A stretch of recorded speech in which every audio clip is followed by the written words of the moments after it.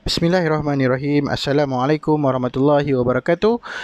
Saya Sedin. Okey, so hari ni kita akan buat sesi video lecture. Okey, bersambung dengan chapter 4 kita. Okey, bagi subjek Food Packaging Technology EGF 4043. Okey, tajuk dia Typical Packaging Equipment and Packaging System.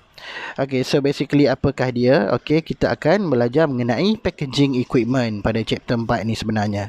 Okay, tanpa membuang masa, kita akan teruskan. Alright. Okay, sebelum tu ada apa-apa nak tanya? Okay.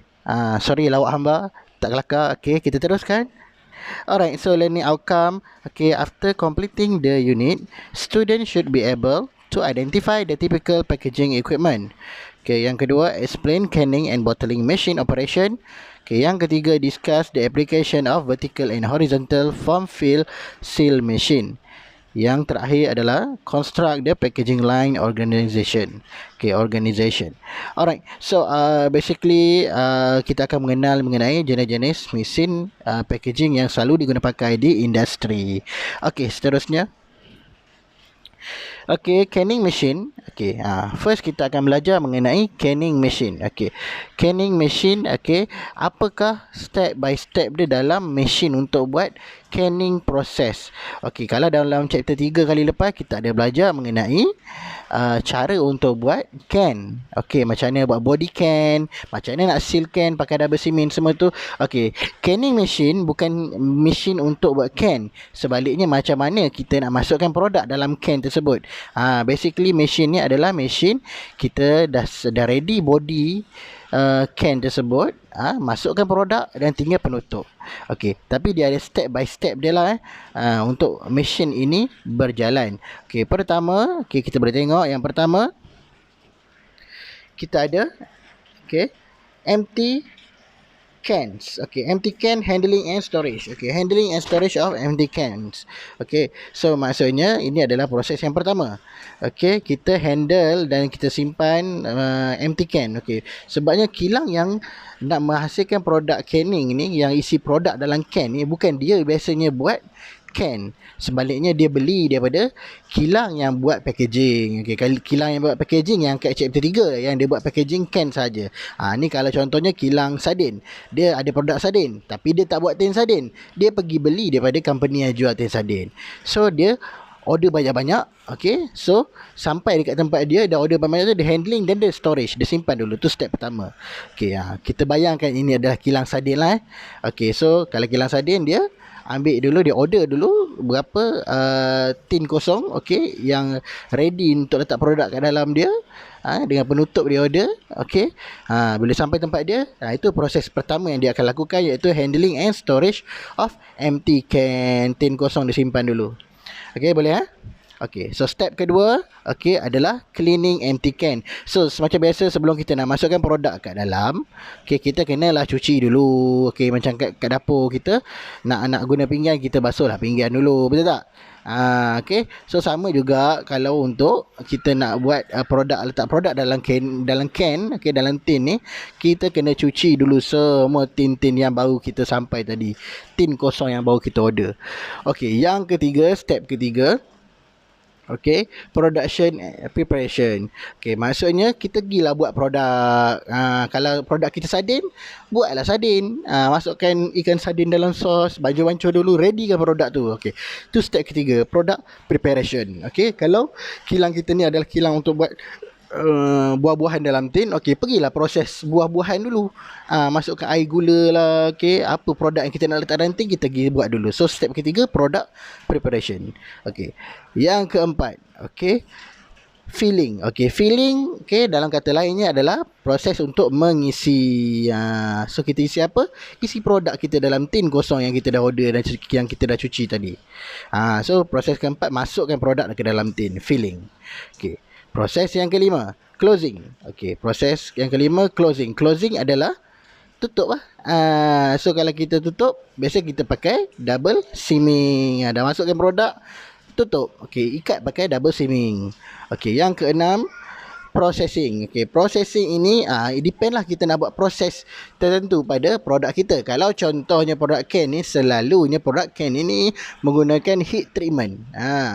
Okey, Maksudnya kita buat proses yang berkaitan dengan haba, buat pasteurization ke, okey, buat ultra high temperature ke, okey, buat sterilization ke, okey. So processing selalunya berkaitan dengan heat treatment. Okey. Selepas itu kita akan cooling. Dah panas kan, dah buat heat treatment.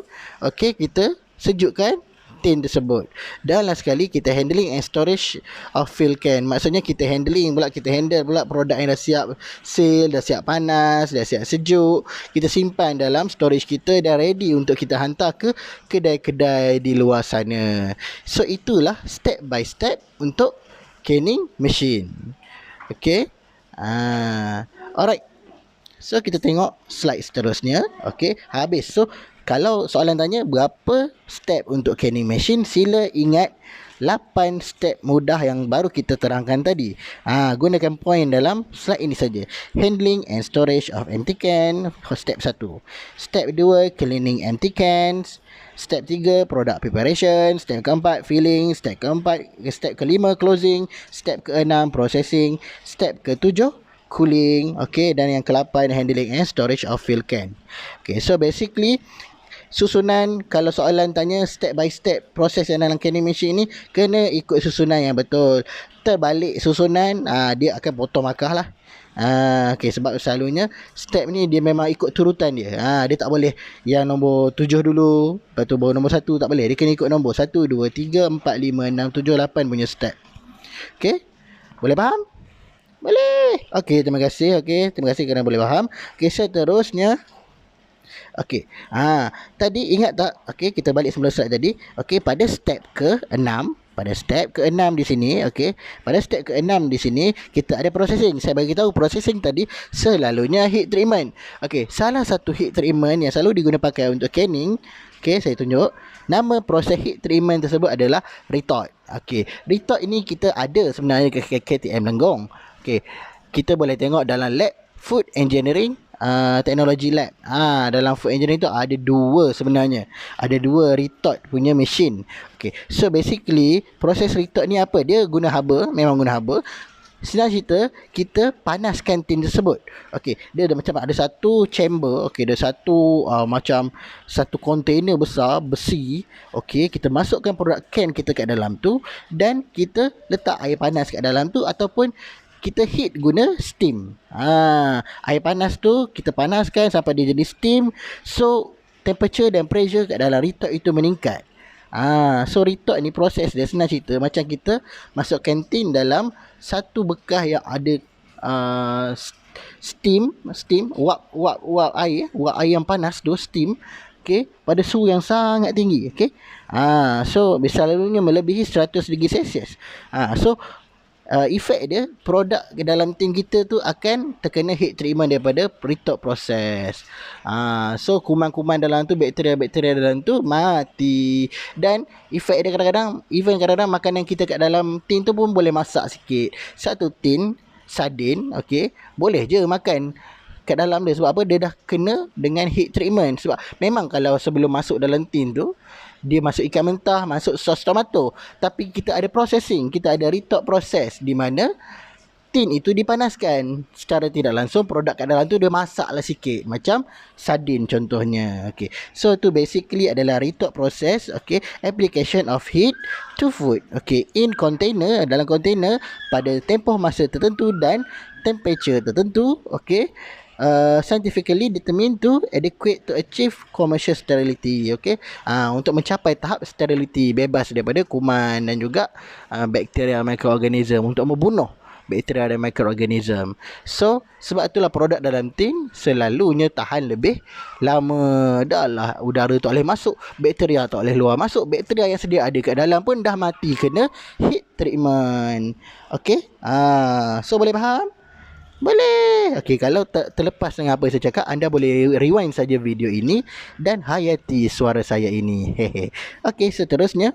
Okey, kita ada process evaluation of retort. Okay, so determination of a process depending upon the obtaining accurate, reliable heat penetration data.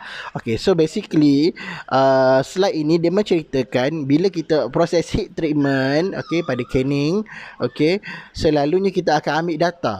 Okey, data macam mana kita letak sensor ataupun probe, okey, di dalam tin, di luar tin ataupun di bahagian-bahagian tertentu dalam retort. Contohnya dalam retort tu ada bahagian depan, tepi dan tengah contohnya. Tujuan dia kita kena letak sensor ataupun kita letak termometer, tujuannya untuk kita kena pasti adakah keseluruhan mesin retort kita itu sekata dia punya temperature yang dipanaskan tu. Kenapa?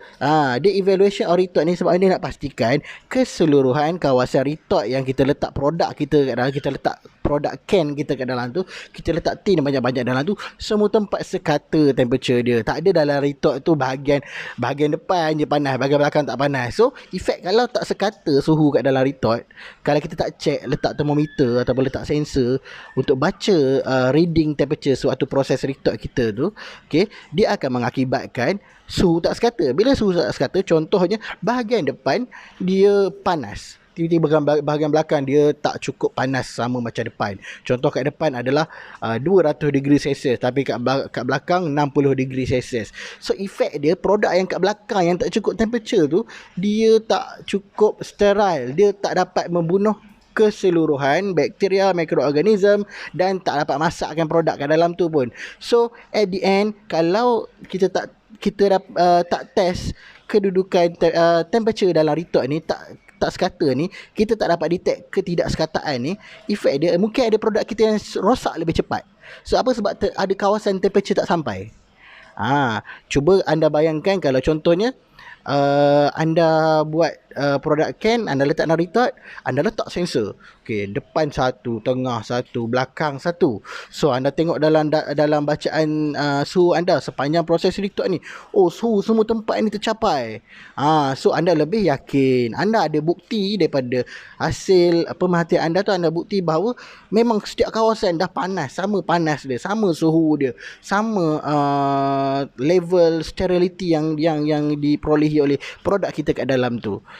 So kita lebih yakin. So kita ada bukti kalau orang kata produk kita ni tak selamat lah, ada bakteria lah, sakit perut lah, kita ada bukti yang kita dah check sterile kita betul-betul berfungsi.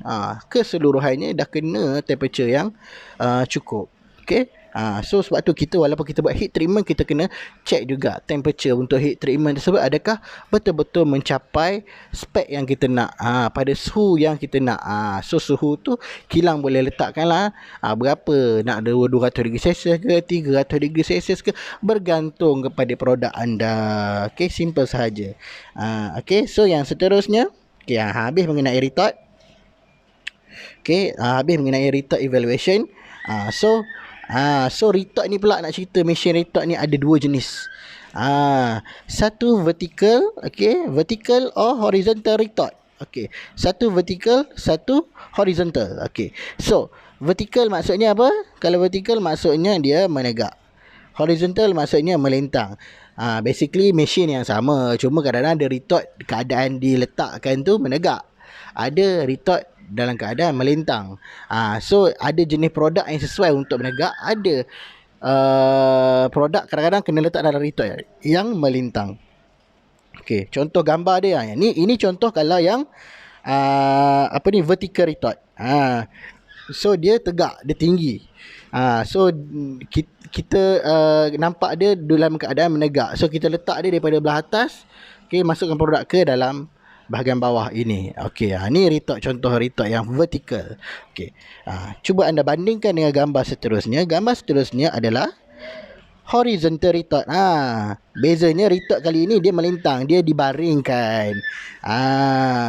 So kalau dekat lab kita ada yang ini. Kat lab kita ada horizontal retort. Okey, boleh tengok nanti balik, nanti habis PKP, nanti habis perintah berkurung, anda boleh tengok horizontal retort. Okey. Okey. So yang saya labelkan tadi ada A, ada B, ada C gitu. Itu semua bahagian-bahagian dalam retort lah. Yang ni anda cuma tengoklah.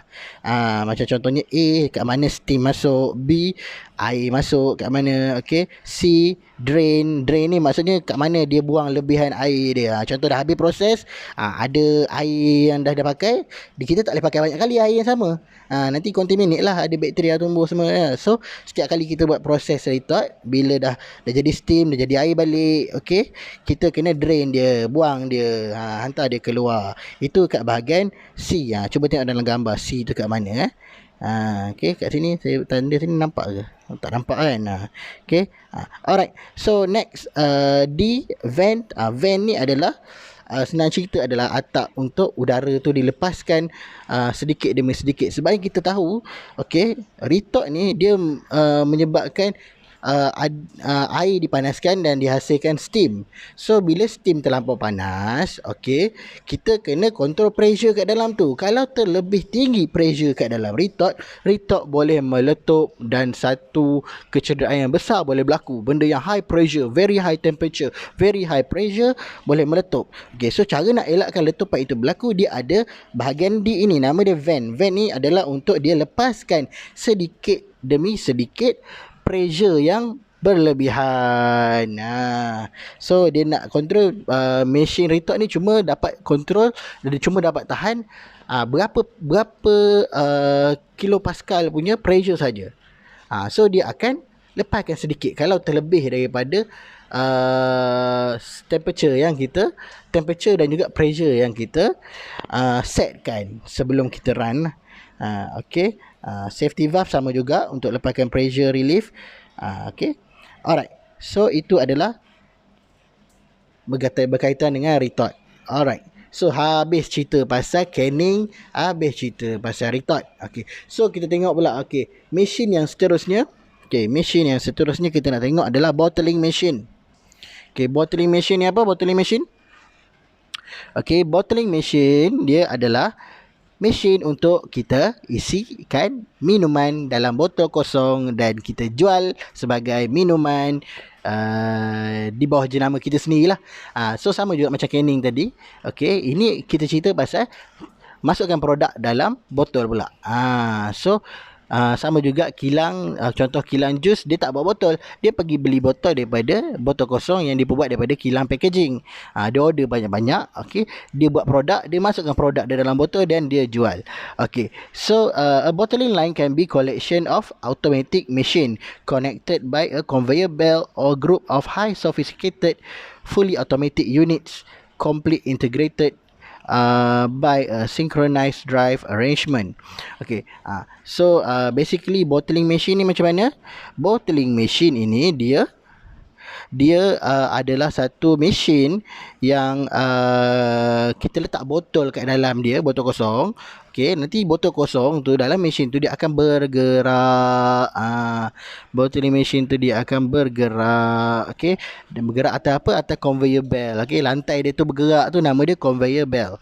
Okay, so bottling machine. Okay, so ada yang mesin yang fully auto dan ada yang semi auto. Apa beza fully auto dengan semi auto ni?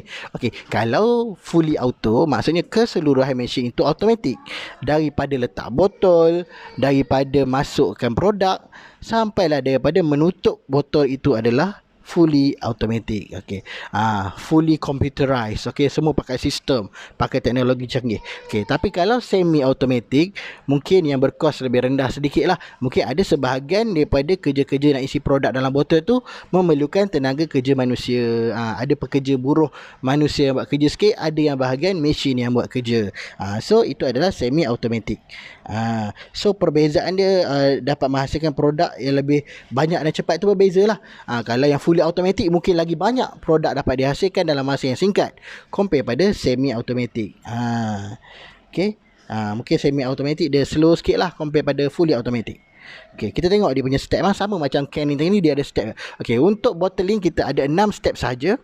Okay, step yang pertama, okay, kita ada bottle feeding.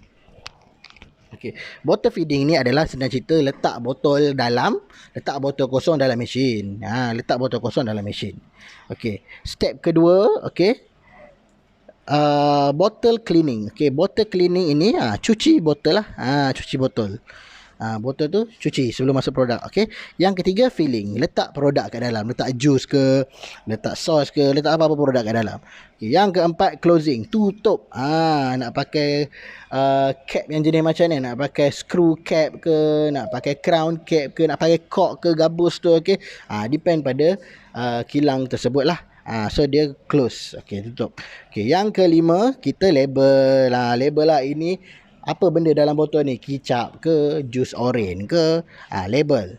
Okey, yang keenam collating and packaging for transport. Okey, kita kumpulkan botol-botol itu, kita letak dalam kotak dan ready untuk kita transport. Itu maksud dia yang step keenam ini. Alright, so itu saja 6 step untuk bottling machine. Bottle feeding, bottle cleaning, filling, closing, labeling, collating and packing for transport. Alright. Okay, so kalau anda ada yang terlepas, perlukan penghayatan, okay, boleh rewind balik video ini. Okay, so saya akan teruskan. Next. Okay, ni contoh gambar keseluruhan untuk bottling machine lah. Okay, ada typical layout bottling yang A di level bahagian A. Okay, okay, A depalletizer, B emptying crates, okay, C washing. Okay, so yang ni don't worry. Okay, anda just baca nama kawasan-kawasan tersebut dan tengok saja label. Yang ni insyaAllah tak masuk dalam test ataupun exam. Yang ni untuk pengetahuan anda sahaja. Macam ni dia punya cross section untuk bottling machine. Okay, so next. Okey, so ini adalah antara masalah yang biasa berlaku lah. Masalah yang biasa berlaku dalam bottling line. Okey, kalau botol itu design dia tak begitu cantik ataupun tak begitu sesuai, okey, dia akan menyebabkan, kalau kita tengok pada gambar di sebelah kiri ni, okey, gambar di sebelah kiri ni, okey, ada mungkin pertindihan antara botol mungkin berlaku. Yang belah bawah pun sama, nampak kan? Dia macam terangkat sikit kan. Okey, yang belah bawah ni, belah kiri ni, okey, dia macam terlanggar, terapat, okey, macam tak, mungkin akan menyebabkan jam ataupun tersekat. Okey, compare pada yang kedua. Okey, yang kedua disebabkan design machine, design botol yang sesuai, okey, kita dapat melancarkan pergerakan botol kat dalam mesin kita tu. So memang basically botol ni dia akan bergerak oleh rantai dia tu, nama conveyor belt tu akan berjalan, tapi sampai satu tahap kadang-kadang dia kena berhenti, kena break kadang-kadang. Kalau tak betul design ataupun tak betul ukuran untuk botol tersebut, untuk produk di dalam mesin tersebut, okey, dia akan menyebabkan botol itu boleh tertindih. So design mesin dan juga design botol sangat-sangat penting untuk kita menghasilkan produk boleh berjalan lancar dalam mesin bottling. Okay. So satu nama dia effect of bottle shape on filling line. Betapa pentingnya bentuk botol, design botol tersebut untuk pastikan dalam mesin itu dia tidak ada masalah, tak ada jam, tak ada tersangkut. Untuk memastikan dia perjalanan dia smooth. Okey, sebab kalau kita dalam production ini, okey, kalau kita jam, okey, mesin terpaksa berhenti dan kita kena repair kedudukan botol dan sebagainya, semua itu akan menyebabkan kita makan kos sebenarnya. Sepatutnya dalam masa yang singkat kita boleh hasilkan banyak produk, tapi masa yang singkat tu kita terbuang dengan ada masalah-masalah macam ni. Dia merupakan satu downtime, satu masalah pada manufacturer, kerugian sebenarnya. Kalau kita tersangkut disebab masalah-masalah yang macam leceh macam ni, sepatutnya dapat diatasi dengan kita design bentuk botol yang bagus dan sesuai lah. So kena buat sedikit uji kaji lah, botol yang kita design tu adakah dia akan tersangkut dalam production, dalam mesin ataupun tak. Alright, seterusnya, Okay, capping of bottles and jar. Okay. So kita nak cerita pasal capping. Capping ini adalah apa? Capping ini adalah penutup botol dan jar, contohnya. Penutup botol dan jar itu kita ada cerita sikit kan. Okay. So kita cerita balik. Okay. Ada 3 jenis penutup. Okay. Ada roll on capping, ada corking and plugging, ada crown corks. Okay. Roll on capping. Okay. Roll on capping ni basically apa dia? Dia adalah yang paling biasa digunakan dalam produk-produk botol. Okay, cap threads are formed by rotary heads that whilst the cap is in position on the bottle. Okay, the type of cap also incorporate a pilfer proof device. Okay, so yang ni selalunya pada botol air mineral Okay, screw capping roll on capping. Okay, di mana kita boleh buka dan tutup lah. Selalunya dia ada, dia kata kat sini kita ada pilfer proof device. Okay, itu yang kita biasa kalau botol mineral yang tak pernah buka tu ada bunyi kerak tu. Kita buka plastik tu ada bunyi kerak.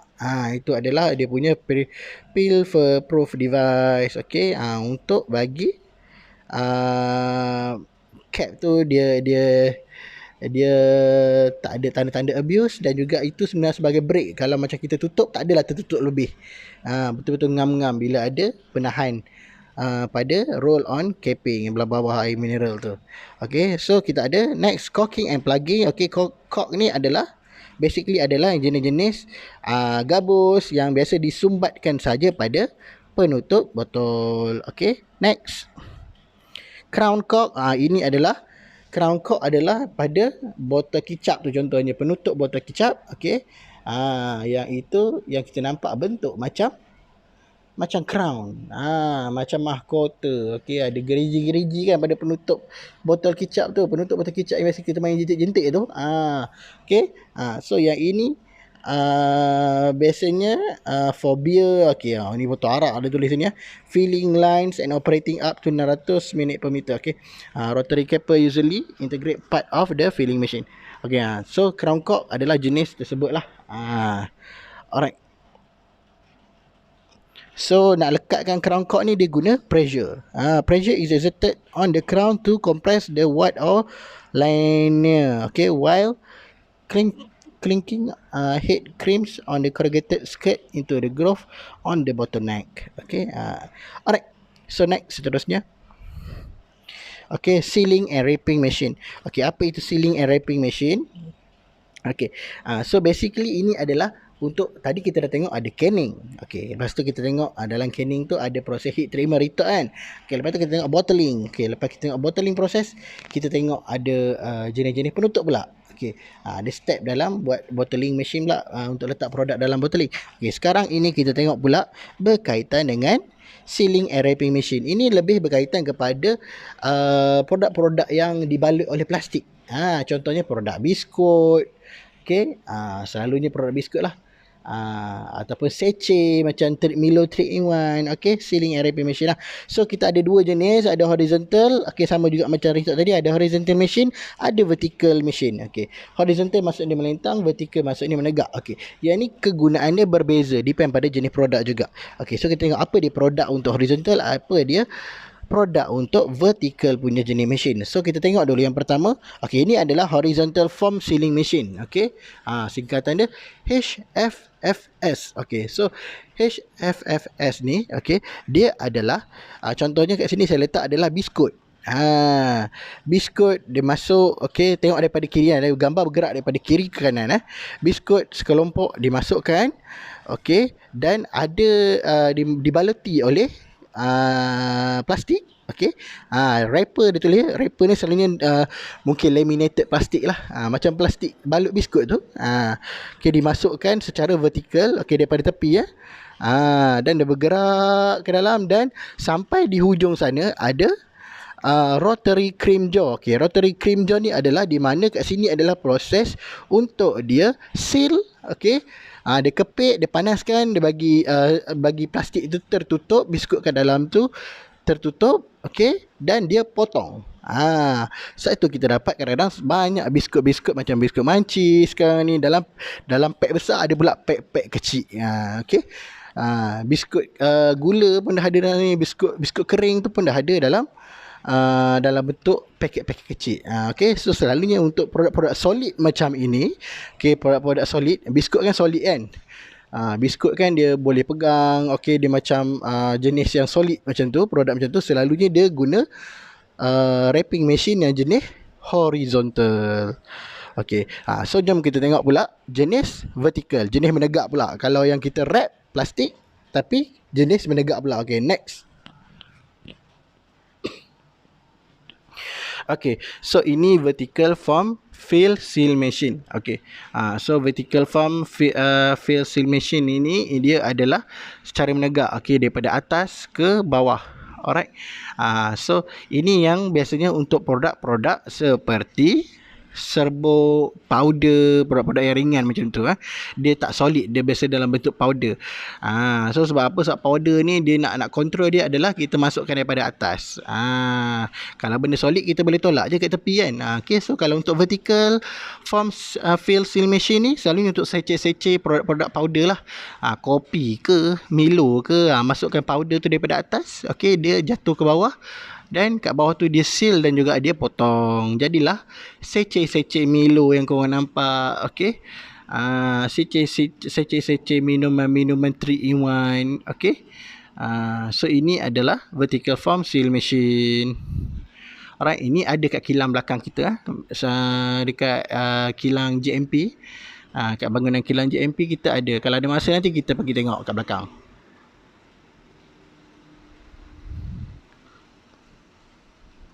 Okey, seterusnya.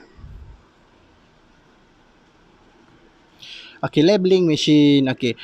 Habis mengenai sealing machine. Habis mengenai sealing machine, kita tengok labeling machine. Okey, kita tengok labeling machine. Labeling machine ni basically adalah untuk label.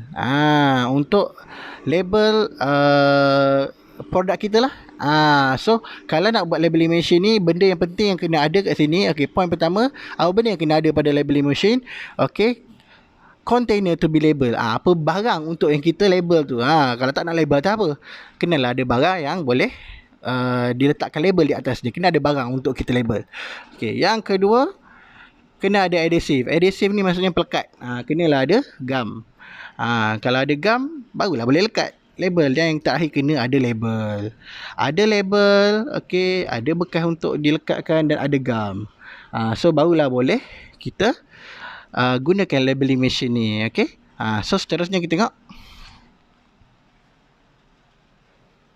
Okay, factor to be considered in labeling machine selection. Okay. So apa benda faktor yang kita katakan sebagai benda yang kita consider in labeling machine selection. Okay, kalau kita nak beli machine labeling, okay, apa benda faktor yang kita nak kena tahu? Okay, pertama daripada segi ekonomik, yang kedua dari segi marketing, yang ketiga daripada segi handling. Okay, ekonomik. Okay, kita kena tengok first kali, benda paling penting adalah cost. Okay, cost, basic label cost, okay, adhesive cost, okay, pelekat punya cost, label punya cost, okay, setting and cleaning down, the routing stoppage, okay, inventory cost, okay. So yang pertama kita kena tengok cost. Kos penyimpanan, kos nak beli, modal nak beli label, modal nak beli pelekat, okay, gum tu berapa, okay. Yang ketiga marketing, okay, apakah labeling material yang paling mudah untuk kita print, boleh lekat, okay. Sebab ada pernah pengalaman saya dulu kerja dekat kilang buat nugget, dekat plastik tu kita letak expiry date, kita nak label expiry date, tapi ada masalah ink tak lekat. Senang cabut. Dah print, tiba-tiba dia luntur. So sebab apa? Material tak sesuai, jenis ink tak sesuai. So kena tahu material apa yang sesuai. Okay, container material, container shape, okay, jenis bentuk container bekas kita yang kita nak label tu macam mana. Okay, security consideration, okay, senang tanggal tak senang tanggal, okay, boleh diubah sesuai ataupun tak boleh. Okay, yang terakhir adalah handling. Okay, kita kena ambil tahu juga faktor untuk labeling kita, macam mana cara nak handle. Okay, contohnya kadang-kadang kita print, okay, dekat kilang, okay, tiba-tiba sampai kedai hilang labeling tu. Kenapa? Rupanya sepanjang perjalanan tu dia ada lalu, contohnya temperature yang tak sesuai. So bila temperature tak sesuai, pelekat dia cair ke, pelekat dia luntur ke, so hilanglah kita punya labeling. So kena pastikan kita kontrol dia punya storage, ada apa transit hazard, okay, suhu sewaktu retail condition, in use condition. So kita kena ambil tahu juga kat mana tempat kita nak jual, okay, berapa suhu kawasan kita nak jual tu. Kalau transportation tu macam mana keadaan yang akan produk kita lalu. Sebab kita takut sepanjang laluan daripada kilang nak ke kedai tu, okay, labeling kita luntur, pelekat hilang dan sebagainya lah. So sampai kedai dah tak ada label. So ini adalah faktor-faktor yang kita consider untuk kita tentukan macam mana kita nak buat labeling pada produk. Okey, seterusnya. Okey, yang ni yang lain pula. Okey, ini adalah mesin yang selalu guna pakai dalam industri juga, case sealing machine. Okey, case sealing machine ni adalah senang cerita mesin untuk lekat selotip pada kotak saja sebenarnya. Okey, kalau tengok dekat dalam gambar tu yang bulat kat atas tu, itu ada selotip coklat tu. Bawah tu adalah kotak. Selalunya ni mesin macam ni dia semi auto lah. Maksudnya manusia letak kotak, kita lah manusia kan. Okey, lipat kotak tu letak atas mesin tu. Lalu dekat bawah tu dia tolong selotipkan. Kita tolak je, lekat selotip. Tengok step dia, daripada kotak tu letak barang kat dalam dia, tutup. Okey, kita tolak dan selotip akan lekat. So ini adalah case sealing machine. Okey, mesin untuk melekatkan, menselotipkan kotak. Okey, ni simple saja mesin ni. Okey, so next. Okey, itu sahaja mengenai chapter 4. So basically chapter 4 kita belajar mengenai, first adalah canning machine, yang kedua adalah bottling machine, yang ketiga kita belajar juga pasal retort. Yang keempat kita belajar juga pasal capping. Capping. Lagi apa lagi kita dah belajar hari ni? Kita dah tengok pasal sealing machine. Sealing machine ada horizontal, ada vertical. Retort pun ada horizontal, ada vertical. Kita tengok pasal labeling. Kita tengok juga pasal case sealing. Alright. So itu adalah antara mesin yang famous. Banyak industri pakai mesin ini dalam sektor makanan lah. So dalam produk makanan selalunya memang biasalah wrapping mesin, balut packaging balut makanan guna plastik kan. So guna sealing machine. Setengah tu kadang-kadang ada juga produk yang minuman, yang bentuk cecair ni biasa letak dalam botol. Kadang-kadang produk cecair ataupun solid kadang-kadang suka juga letak dalam tin kalau nak bagi tahan lama. Contoh produk sardin, produk buah potong, buah nanas untuk masakan tu, letak dalam tin. Alright. So setiap mesin ini antara mesin yang famous, yang selalu diguna pakai di dalam food industry. So itu sahaja mengenai chapter 4. Thank you for your attention. Around 37 minit ini. Mana-mana part yang tak faham boleh rewind kembali, dan mungkin akan datang boleh tanya kat saya secara direct lah. So ini adalah sesi video lecture untuk chapter 4. Thank you very much. Assalamualaikum.